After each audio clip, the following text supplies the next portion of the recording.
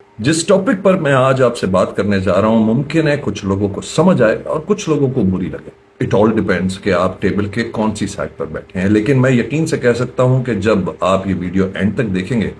तो आप कमेंट जरूर करेंगे और अपने ख्यालात का इजहार जरूर करेंगे कि मेरा जो एनालिसिस है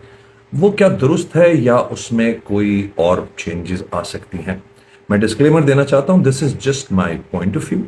चूंकि मैं भी पाकिस्तान में रहता हूं और पाकिस्तान के बदलते हुए हालात और डेली जो कुछ हो रहा है उसे हम बहुत गौर से देखते हैं आपकी तरह, तो मैं भी अपना एक एनालिसिस आपके सामने लेकर आना चाहता हूं। तो आइए डिस्कस करते हैं। मेरे प्यारे पाकिस्तानियों, आप लोग अच्छी तरह जानते हैं कि पाकिस्तान में होने वाले जो भी मामलात हैं वो इस वक्त बड़े अनस्टेबल हैं। उसकी वजह यह है कि इंटरनेशनली तो हमारा नाम गोल्डन वर्ड्स में लिखा जा रहा है, लेकिन domestically we are facing many crisis. उन क्राइसिस को संभालने के लिए कुछ मामलात अभी सामने आए हैं, कुछ फैसले हो रहे हैं, जिनमें से जो सबसे बड़ा फैसला अभी हमारे सामने आया वो ये था कि DGISPR ने सूबों के बनने की बात की और खास तौर पे सिंध को टारगेट किया गया। जब ये बात सामने आई तो आपने और हमने सब ने ये देखा कि सूबों की तकसीम के बारे में जब बात आई तो बहुत सारे ऐसे लोग हैं, ऐसे सेक्टर्स हैं और कम्युनिटीज हैं जिन्होंने इस बात को रिजेक्ट किया और कहा कि जी हम सूबे नहीं बनने देंगे। मान लेते हैं, ठीक है, ये आपके थॉट प्रोसेस है, लेकिन इस बात को भी समझना जरूरी है कि जब सूबे बनने की बात हो रही है तो सूबे बनने का मतलब ये नहीं है कि इन तमाम शहरों के दरमियान या ये जो छोटे छोटे सेक्टर्स हैं इनके दरमियान कोई दीवारें खड़ी हो जाएंगी। बेसिकली एडमिनिस्ट्रेटिव जो सिस्टम्स हैं उन्हें अलहदा करने की बात हो रही है। ये ऐसा ही है जैसे आपके बहुत बड़ी हवेली हो और उसके बहुत सारे कमरे हों और उसकी सफाई या उसकी मेंटेनेंस आप सिर्फ किसी एक शख्स के हाथ में दे देते हैं और फिर वो थक जाता है। वो 10 कमरों के बाद, 15 कमरों के बाद उससे जो बाकी के इलाके होते हैं या जो बाकी की जगहें होती हैं उस हवेली की, वो साफ नहीं हो पाती या उसे मेंटेन नहीं कर पाता। कहीं पानी का मसला, कहीं सेवरेज का मसला, कहीं घास उग रही होगी, कहीं आपके छत पे प्रॉब्लम हो सकती है। लेकिन चूंकि आप नीचे के ही कमरों में इतना बिजी रहते हैं कि आप छत तक पहुंच ही नहीं पाते, तो छत पे एक दिन पता चलता है कि जी बहुत सारी झाड़ियां उग गई हैं, वहां पे मुख्तलिफ किस्म के जानवर रहने लगे हैं जो कि आपके लिए खतरनाक भी होते जा रहे हैं। तो ये मैंने हाइपोथेटिकली आपको इसलिए बात बताई है कि देखिए, जहां बात आती है एडमिनिस्ट्रेशन की और वो सारा पैसा जो फेडरल से सिंध को आता है वो एक ही जगह आके जमा हो जाता है और वहीं से वो बढ़ता है। अब इसमें कितनी करप्शन हो रही है, कितनी करप्शन नहीं हो रही है, वो सारी बातें करके मैं आपका दिमाग नहीं खाना चाहता, क्योंकि शायद हम सभी जानते हैं कि क्या हो रहा है और क्या होना चाहिए। कराची एक ऐसा शहर है जो कि 65% इस पर रेवेन्यू जनरेट करके दे रहा है। कराची की पोटेंशियल को आज तक हम फुली इस्तेमाल ही नहीं कर सके। हम अपने पोर्ट को आज तक इंटरनेशनल लेवल का पोर्ट नहीं बना सके। यस, बहुत सारी इंपोर्ट एक्सपोर्ट हो रही है, लेकिन आप ये भी जानते हैं कि किस किस्म के मसाइल हम फेस करते हैं। कराची की सड़कें हो, कराची का पानी हो, कराची की बिजली हो, कराची की सेफ्टी हो, इस वक्त कोई भी चीज कंट्रोल में नहीं है।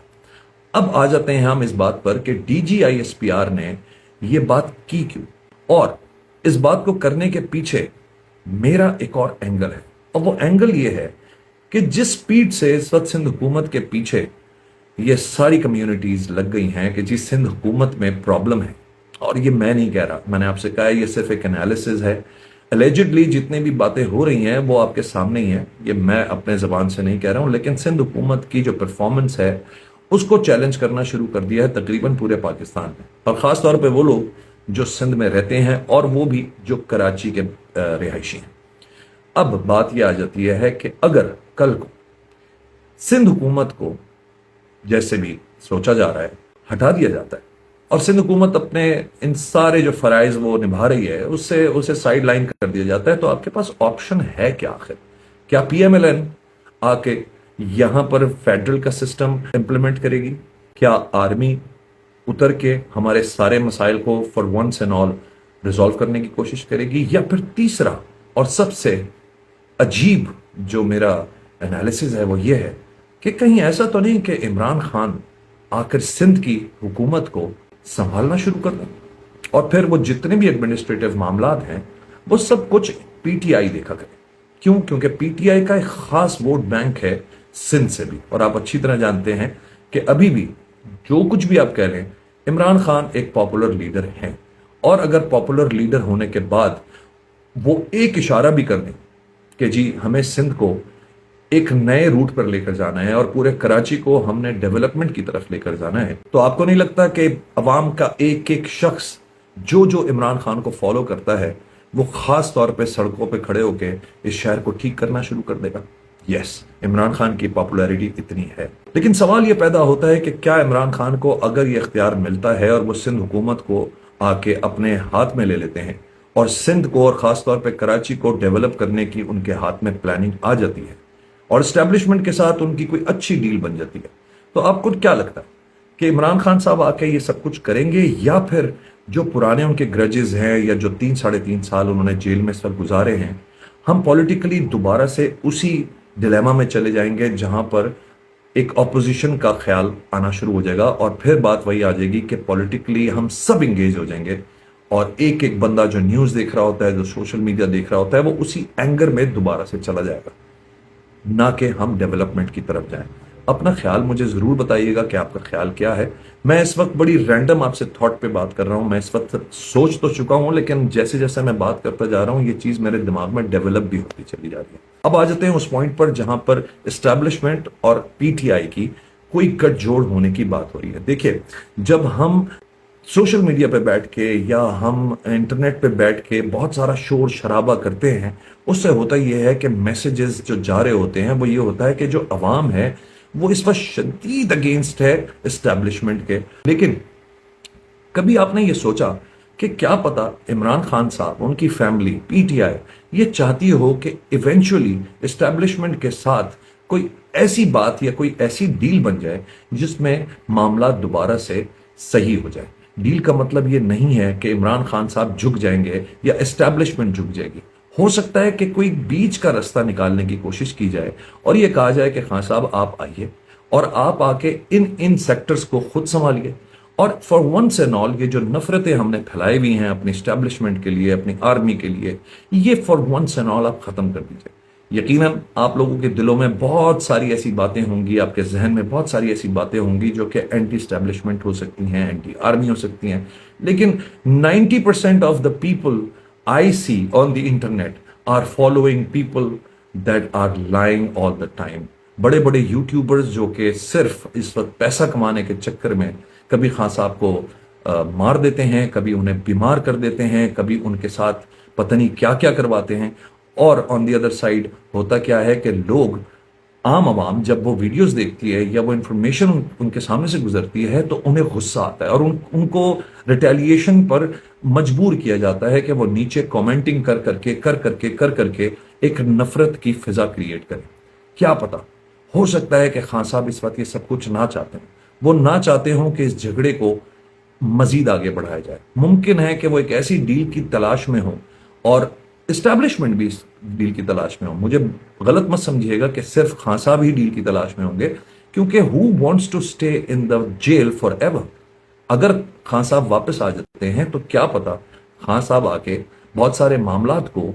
ठीक कर सके, लेकिन उसके लिए शर्त वही होगी कि अगर किसी किस्म का भी ग्रज, किसी किस्म की भी नाचाकी वापस आकर दोबारा से शुरू होती है और फिर 3-3.5 साल जो भी इख्तियार उनको मिलता है, 5 साल, उसमें अगर वो ज्यादातर टाइम उन ग्रजेस में गुजार देते हैं तो फिर डेवलपमेंट वहीं के वहीं रह जाती है। अब मुझे नहीं पता, कल को प्राइम मिनिस्टर ऑफ पाकिस्तान भी बन सकते हैं इमरान खान, लेकिन ये जो सारा सिंध का मामला चल रहा है, मेरी तो विश ये होगी कि इमरान खान जैसा आदमी सिंध को आकर देखे।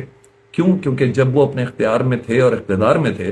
तो उन्होंने कराची पर कोई खास फोकस किया नहीं, ज्यादातर उनका फोकस पंजाब में होता था, और जाहिर है पंजाब एक प्रोएक्टिव प्रोविंस है जहां पे बहुत कुछ हो रहा होता है। कराची के मामलात को उन्होंने उस वक्त भी इतना ज्यादा इंपॉर्टेंस नहीं दी। अगर आज इमरान खान कराची और सिंध के मामलात को आके देखना शुरू कर दें और पीटीआई के जितने भी लोग हैं ये सारे मिलकर एक दफा फॉर वंस एंड ऑल ये सोच लें कि जी हमने सिंध हुकूमत को, जो सिंध में जो हुकूमत करनी है उसे बेहतर करना है, कराची की डेवलपमेंट पे काम करना है, कराची में जितने भी मसाइल हैं उनको for once and all reform करना है, तो आपको क्या लगता है कि ये मामला हो सकता है कि नहीं हो सकता? ये मेरा क्वेश्चन है, आप अपने कमेंट्स में मुझे जरूर बताइएगा। और मैं आपसे रिक्वेस्ट करूंगा आखिरी जाते जाते कि हर यूट्यूबर की बात पर गुस्सा मत किया करें और कोशिश करें कि इस वक्त जो भी इंटरनल डीलिंग्स हो रही हैं या जो भी बात हो रही है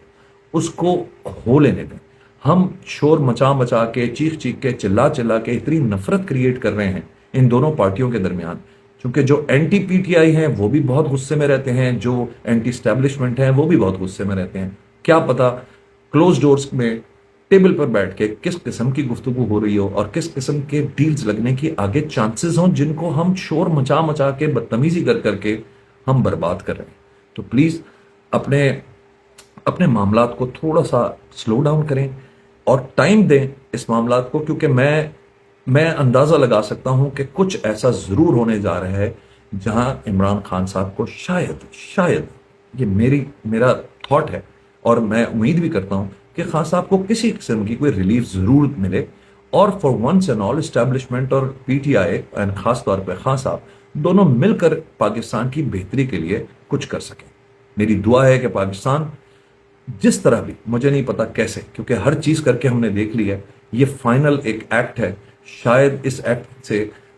دونوں جو پارٹیز ہیں، پی ٹی آئی بھی اور اسٹیبلشمنٹ بھی، یہ دونوں مل کے پاکستان کے حالات کو بہتر کر سکیں۔ میری دعا ہے، آپ بھی دعا کیجئے، اپنے غصے پہ کنٹرول کیجئے، اپنے کی بورڈ وارئر ہونے کو تھوڑا سا ذرا ڈیفیوز کریں اور انتظار کریں کہ کوئی ایسی بات ہو جائے جس سے ہم فار ونس اینڈ آل ان سارے معاملات سے ہماری جان چھوٹ جائے، انشاءاللہ۔